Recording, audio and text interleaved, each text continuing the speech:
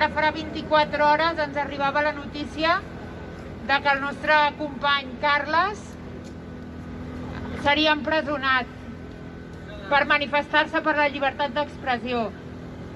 Estem aquí perquè el barri de Sants és un barri que sempre ha mostrat la seva solidaritat cap a les que lluiten i sabem que som moltes les que volem participar en aquesta solidaritat per treure el Carles al carrer.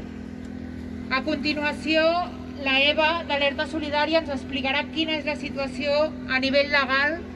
Però la jutgessa del jutjat d'instrucció número 19 va acordar la presó per ell sota el pretext de que es preveuen més mobilitzacions, amb l'intent de que la gent deixi de mobilitzar-se.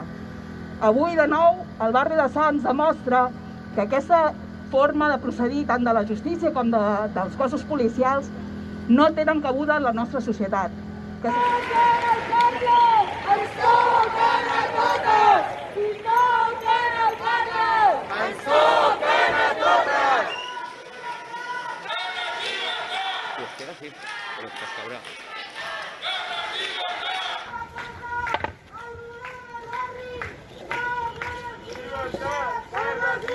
Mobilitzar-nos per la llibertat del Carles, per la llibertat de les preses polítiques i per seguir guanyant els nostres drets.